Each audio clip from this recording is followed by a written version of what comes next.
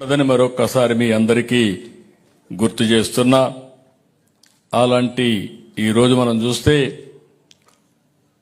ఒక ఆపరేషన్ సింధూర్ కేవలం 25 నిమిషాలు ప్రపంచమంతా నివ్వెరపోయే విధంగా ఎవరైతే ఇది చేశారో ఆ టార్గెట్ ని గుర్తుపెట్టుకొని విత్ ప్రెసిషన్ అక్కడనే ఆపరేట్ చేయగలిగామంటే అది భారతదేశం యొక్క సత్తా, సైనిక దళాల యొక్క సామర్థ్యం అని చెప్పి కూడా నేను మీకు తెలియజేస్తున్నా. అందుకే మనం అందరం గుర్తుపెట్టుకోవాలి, మనల్ని కాపాడే సైనికులకి ఎప్పటికప్పుడు మనం సెల్యూట్ చేయాల్సిన అవసరం ఉంది. అందుకే జై జవాన్ అనేది మన నినాదం కావాలి. జవాన్ ఎంతవరకు సమర్థవంతంగా ఉంటే మనం అందరం అంతా క్షేమంగా ఉంటామని చెప్పి కూడా నేను మీకు తెలియజేస్తున్నా. ఇప్పుడే కొంతమంది మిత్రులు మాట్లాడారు. ఈరోజు మన ప్రధానమంత్రి నరేంద్ర మోడీ గారు ఒక బలమైన నాయకత్వం. ఒకప్పుడు నేను రాజకీయాల్లోకి వచ్చి 45 సంవత్సరాలు అవుతుంది. నేను చాలా రాజకీయాలు చూశాను.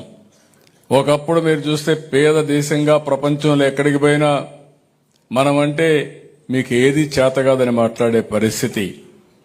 ఈరోజు మీరు చూస్తే అతి శక్తివంతమైన దేశంగా అవతరిస్తా ఉంది. 11 సంవత్సరాలు నరేంద్ర మోడీ గారి నాయకత్వంలో 11వ స్థానంలో ఉన్న ఆర్థిక వ్యవస్థ 4వ స్థానానికి వచ్చింది. 28కి 3వ స్థానానికి వస్తుంది. నిన్నే అమెరికా అధ్యక్షుడు మాట్లాడాడు, మనది డెడ్ ఎకానమీ అని. కాదు, ప్రపంచంలోనే వేగంగా దూసుకుపోతున్న ఏకైక ఆర్థిక వ్యవస్థ భారతదేశం. ఎవ్వరు దీని పోటీ పడలేరు. ఎవరెవరివి డెడ్ ఎకానమీలో భవిష్యత్తు తేలుస్తుందని చెప్పి కూడా నేను మీకు తెలియజేస్తున్నా. మనకు కొన్ని అడ్వాంటేజెస్ ఉన్నాయి. నేను పదే చెప్తున్నాను. సరైన సమయంలో ఆర్థిక సంస్కరణలు వచ్చాయి.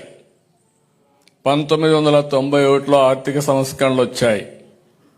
ఈరోజు గర్వంగా పింగళ వెంకయ్య గారు జాతీయ జెండా రూపకల్పన చేశారని గర్వంగా చెప్పగలుగుతున్నాం.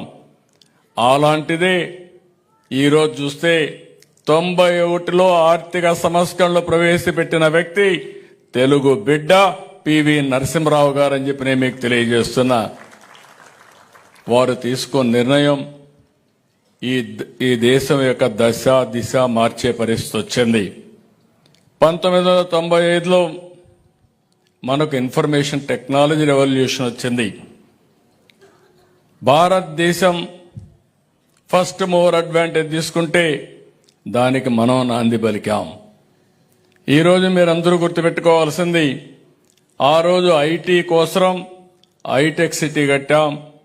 ఇప్పుడు ఆర్టిఫిషియల్ ఇంటెలిజెన్స్ ని ప్రమోట్ చేయడానికి క్వాంటమ్ వ్యాలీ తీసుకొస్తున్నామని చెప్పి కూడా నేను మీకు తెలియజేస్తున్నా. అదే కాకుండా నిన్న మొన్న బయటకు వచ్చి అంటే ప్రజలు అమాయకులు అనుకుంటున్నారా లేకపోతే మీకు తెలియక మాట్లాడుతున్నారా అన్నది నాకు అర్థం కావట్లే. ఇప్పుడు ఒక పోలింగ్ బూత్ని మార్చే ప్రక్రియ ఒక సీఎం చేతిలోనో లేకపోతే ఇంకొకరి చేతిలోనో ఉండదు అన్న సంగతి మీకు తెలుసా అని అడుగుతున్నా. ఎందుకంటే ఒక ఎలక్షన్ కమిషన్ నుంచి వచ్చిన గైడ్ లైన్స్ ప్రకారమే పోలింగ్ బూత్లు అన్నవి చేంజ్ చేయడం కానీ వాళ్ళ మార్పులు చేర్పులు అన్నవి కంప్లీట్గా ఎలక్షన్ కమిషన్ చేతిలో ఉంటాయి. ఎలక్షన్ కమిషన్ దీని మీద నోటిఫికేషన్ కూడా ఇచ్చింది. గత 28వ తారీఖున నోటిఫికేషన్ కూడా మనకు వచ్చింది. తర్వాత ఈ ఎలక్షన్ నోటిఫికేషన్ రన్నింగ్ కూడా మనకు 30th నుంచి వచ్చింది. దీనికన్నా ముందుగానే మనకి ఎలక్షన్ బూత్లకి సంబంధించి ఏదైనా అబ్జెక్షన్ అలా చేంజెస్ ఉన్నాయి, ఏదైనా అబ్జెక్షన్ ఉంటే కనుక అబ్జెక్షన్స్ తెలియజేయండి అని చెప్పి ఎలక్షన్ కమిషన్ నుంచి 17వ తారీఖున ఒంటిమెట్ట, 19వ తారీఖున పులివెందులకి సంబంధించి అబ్జెక్షన్స్ ఏవైనా ఉన్నాయా అని ఎలక్షన్ కమిషన్ ఒక నోటిఫికేషన్ కూడా జారీ చేసింది. ఆ టైంలో ఏ రాజకీయ నాయకులు కానీ ఎవరు కూడా మాకు ఈ అబ్జెక్షన్స్ ఉన్నాయని చెప్పని కారణంగా వాళ్ళు విత్ ఇన్ ద టైం పీరియడ్లో వాళ్ళు ఆ బూత్ని కన్ఫర్మ్ చేస్తున్నారు. ఇంకొకటి ఇక్కడ విషయం ఏంటంటే జనరల్ ఎలక్షన్స్లో ఎలక్షన్ కమిషన్ కూడా గ్రామాలని పరిగణలోకి తీసుకుంటుంది. కానీ ఇక్కడ లోకల్ ఎలక్షన్స్కి వచ్చేసరికి పంచాయతీలని పరిగణలోకి తీసుకుంటుంది కాబట్టి ఇప్పుడు పోలింగ్ బూత్లకి సంబంధించి మార్పులు చేర్పులు అనేవి జరిగినాయి. ఇది ఈరోజు గవర్నమెంట్ మేమో లేకపోతే సీఎం గారు తీసుకున్న నిర్ణయం కాదు. దయచేసి ఇది ఎలక్షన్ కమిషన్ ప్రొసీజర్ ప్రకారం జరిగిందన్న సంగతి నేను ప్రజలకి చెప్తున్నా. ఎందుకు ప్రజలకి చెప్తున్నానంటున్నానంటే వీళ్ళు పులివెందుల్లో ఓడిపోతామన్న భయంతోనో లేకపోతే ప్రజలు వాళ్ళని చీత్కరించుకుంటున్నారన్న భయంతోనో పులివెందుల ప్రజలకి ప్రజాస్వామ్యం రుచి చూపించారన్న భయంతోనో ఈరోజు ఆటోమేటిక్గా మా మీద నిందలేసే ప్రక్రియలు ఏ రకంగా పోలింగ్ బూతులు మార్చేస్తున్నారు లేకపోతే పోలింగ్ స్లిప్పులు మార్చేస్తున్నారు అని చెప్పి రకరకాల మాటలు మాట్లాడిన సందర్భం బట్టి నేను ఈ విషయం చెప్తున్నా. ఎక్కడైతే పోలింగ్ బూతులు మార్చారో ఆయన ఏదో టేబులర్ ఫామ్ వేసుకుని 2 కిలోమీటర్లు 4 కిలోమీటర్లు నేనేం కాదని చెప్పట్లే.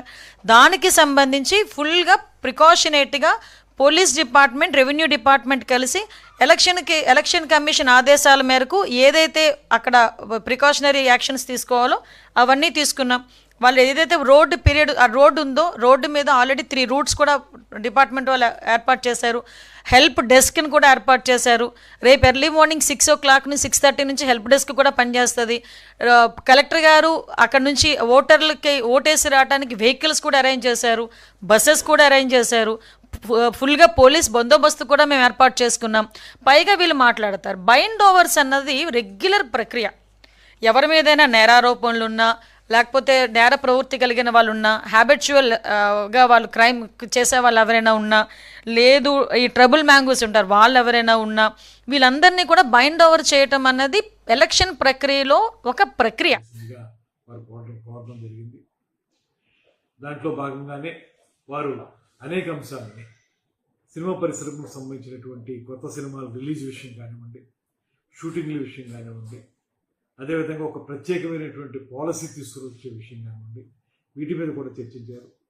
వారితో ఆ విషయాలు మాట్లాడినప్పుడు ఇవన్నీ కూడా మీరు సమగ్రంగా చర్చించి విస్తృతమైనటువంటి మీ వేదిక మీద వాటిని బాగా ఆలోచించి ఒక సమగ్రమైనటువంటి ఆలోచనతో ముందుకు రండి. వచ్చినప్పుడు సీఎం గారితో డిప్యూటీ సీఎం గారితో మీకు సమావేశం సెప్టెంబర్ మొదటి 2 వారాల్లో ఎప్పుడు అవకాశం కుదిరితే అప్పుడు ఏర్పాటు చేస్తామని చెప్పాం.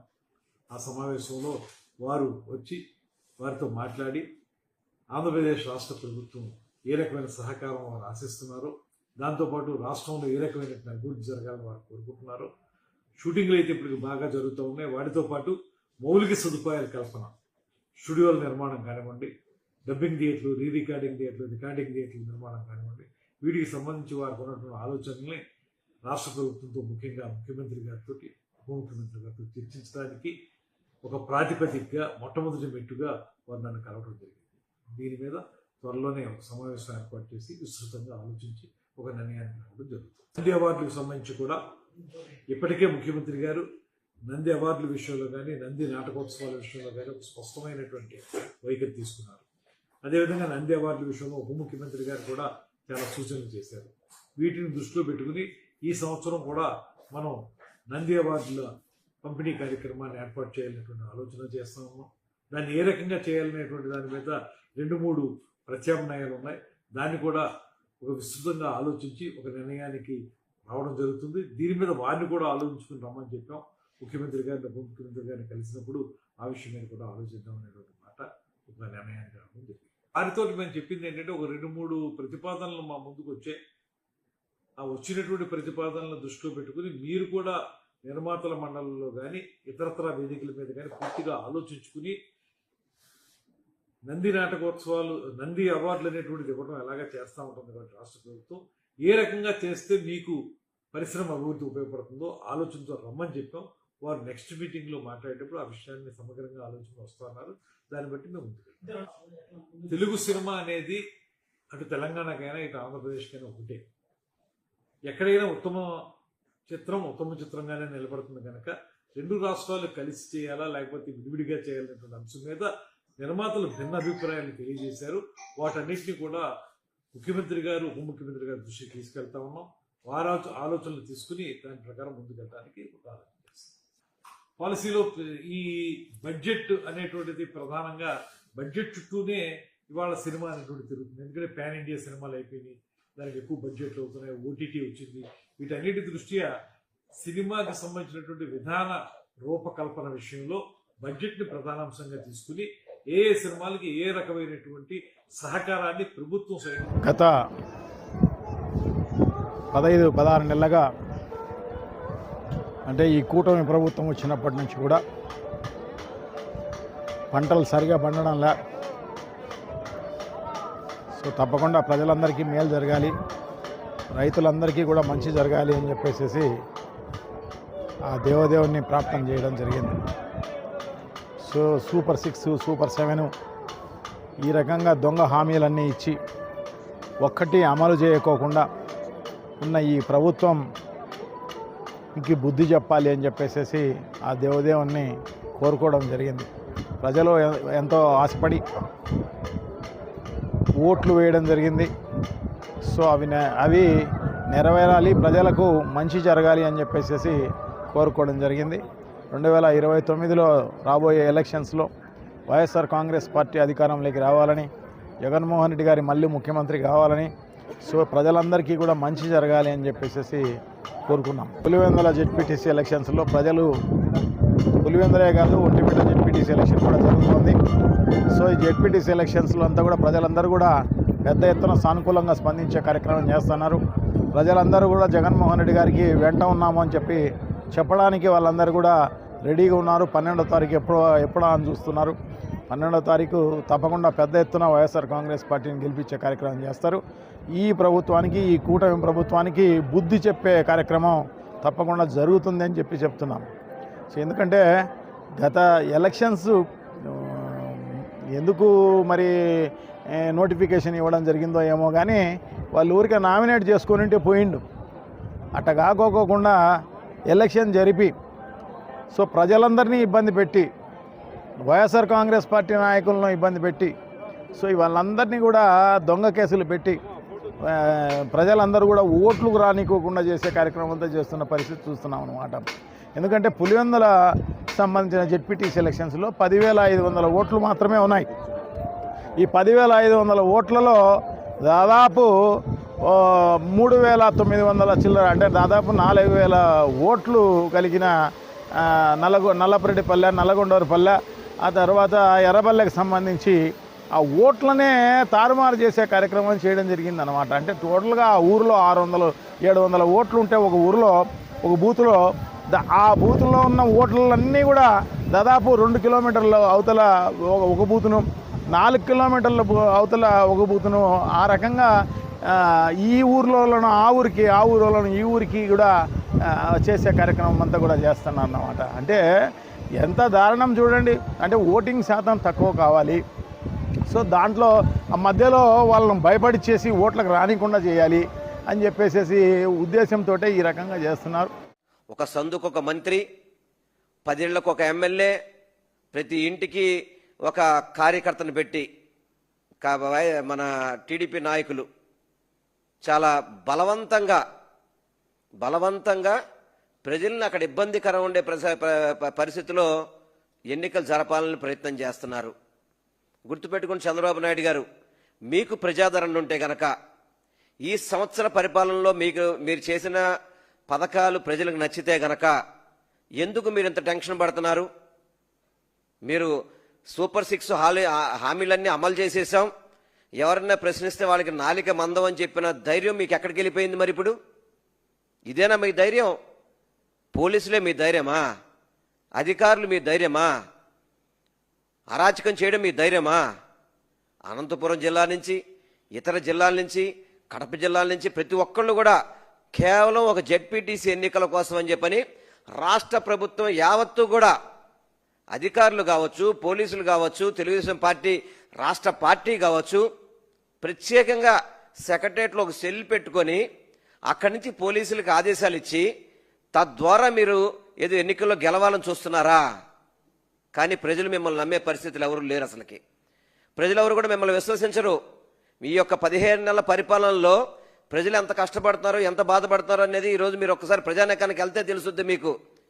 మీరేదో 4 గోళ్ల మధ్యలో కూర్చొని అదేవిధంగా 10 కార్లు వేసుకుంటూ వెళ్ళిపోయి మీకు నచ్చిన ఇంటికి వెళ్ళి మీరు ప్రమోషన్ చేసుకొని మీరు నచ్చిన ఇంటికి వెళ్ళి మీరు షూటింగ్లు చేసుకున్నంత మాత్రాన ఓట్లు పడతాయి మీకేమన్నా? ప్రజల్లో మంచి చేయాలి. ప్రజల్లో మంచి చేయని ప్రభుత్వం గురించి ప్రజలు ఎవరు కూడా ఆలోచించి చేయరు. ఈరోజు సాక్షాత్తు ఒక MLC, BC MLC Ramesh Yadav అని చెప్పనే వ్యక్తి మీద ఆ రోజు ఎంత అరాచకంగా వాళ్ళ కార్లను నాశనం చేసి వాళ్ళ మీద హత్యా ప్రయత్నం చేయలేదా మీరు? ఎంతమంది వైఎస్ఆర్సీపీ పార్టీ నాయకుల్ని తన్నడాలు, రౌండీజం చేయడాలు, గోండాయిజం చేయడాలు, బెదిరించి పార్టీలు మార్చడాలు చేయలేదా మీరు? సాక్షాత్ ఒక డిఐజీ ఐపీఎస్ అధికారి కోయా ప్రవీణ్ అనుకుంటాను, ఏ విధంగా మాట్లాడతారండి ఆయన? ఏ విధంగా మాట్లాడతారు? ఎవరైనా కడప నుంచి పులివెందుల ప్రచారానికి వెళ్తే పత్తి అమ్ముకుంటారని చెప్పంటారా? మరి ఈరోజు తెలుగుదేశం మంత్రులంతా అక్కడ పత్తి అమ్ముతున్నారా? తెలుగుదేశం ఎమ్మెల్యేలంతా పత్తి అమ్ముతున్నారా ఇప్పుడు అక్కడ? ఏమండి డిఐజీ గారు, మీరు వాళ్ళని అడగరా? మీరు వాళ్ళు పత్తి అమ్ముతున్నారా, బ్రాంతి అమ్ముతున్నారా అక్కడ కూర్చొని? చెప్పండి. ఎవరైనా మమ్మల్ని కొట్టారా, దెబ్బలు తగిలినంటే దెబ్బలు కనబట్టలేదు, అదే మీరు లేకపోతే మీరు చనిపోయేవాళ్ళు. ఏంది ఒక ఐపీఎస్ అధికారి అండి, మీ భాష ఇదా? మీరు ఐపీఎస్లు నేర్చుకుంది ఇదేనా అని తెలుగుదేశం పార్టీకి తొత్తులుగా పనిచేస్తారా? సిగ్గుసరం ఉండక్కలు అసలు మీకు. అక్కడ డిఎస్పీ ఏమో అతని ఇష్టం వచ్చినట్టు అతను మాడుతున్నాడు. గత ప్రభుత్వం కంటే ఈ ప్రభుత్వంలో పోలింగ్ బూత్లు అన్ని కూడా మారిపోయినాయి. అస్తవ్యస్తంగా పోలింగ్ బూత్స్ మారిపోయిన పరిస్థితి మనం చూసినాం ఇప్పటికే. దానికి తోడు ఇప్పుడు ఓటర్ దగ్గర ఓటర్ స్లిప్ లేకపోతే ఏ బూత్కి వెళ్ళి ఓట్ వేయాలన్న స్పష్టత ఓటర్కి ఎలా ఉంటుంది? So voter is kept in dark. A booth కి వెళ్ళి నేను ఓటు వేయాలన్న స్పష్టత ఓటర్కి ఉండే అవకాశమే లేదు. దానికి కారణాలు రెండు. ఒకటి ఈ బూతులు మార్చడం, రెండోది ఓటర్ స్లిప్పులు డబ్బులు ఇచ్చి కలెక్ట్ చేసుకోవడం. నిజంగా ఎన్ని కుట్రలు జరుగుతా ఉన్నాయో ప్రతి ఒక్కరు కూడా గమనించాలి. ముఖ్యంగా ఎన్నికల కమిషన్ గమనించాలి. మొద్దు నిద్రలో ఉన్న ఎన్నికల కమిషన్ ఇప్పుడైనా నిద్ర లేవాలి. ఓటేయడం అనేది ఫండమెంటల్ రైట్. అది ఫండమెంటల్ రైట్ ను ఎన్నికల కమిషన్ కాలరాస్తా ఉంది, కాపాడలేకపోతా ఉంది.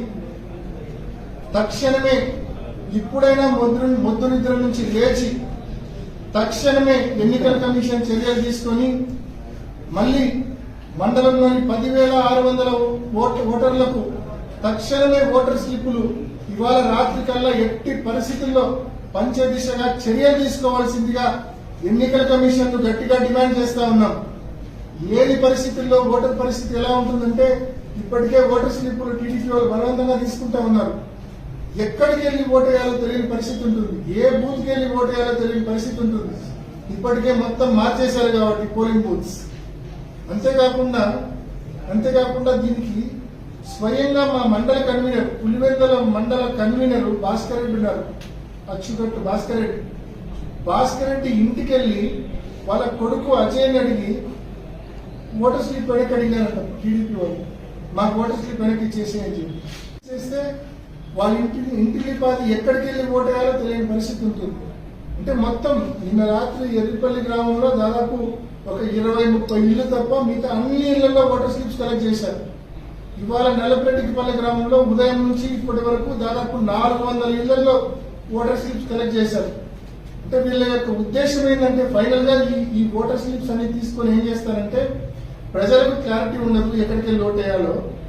వీళ్ళు దాన్ని ఎలా ఎక్స్ప్లాయిట్ చేసుకుంటారంటే అధికార పార్టీ నాయకులు ఇప్పటికే జమ్మలమడుగు నుంచి కొండాపురం ముదునూరు మండలాల నుంచి తెలుగుదేశం పార్టీ కార్యకర్తలను ఒక 100 బండ్లలో నల్లపరెడ్డిపల్లిలో దించారు. మధ్యాహ్నం పులివెందుల్లో ఇవాళ మధ్యాహ్నం ఒక జత బట్టలు పెట్టుకొని రమ్మని చెప్పారంట. పులివెందుల్లో దించి మిడ్ నైట్ కానీ ఎర్లీ అవర్స్ లో నల్లపరెడ్డిపల్లికి షిఫ్ట్ చేసి వాళ్ళని క్యూలో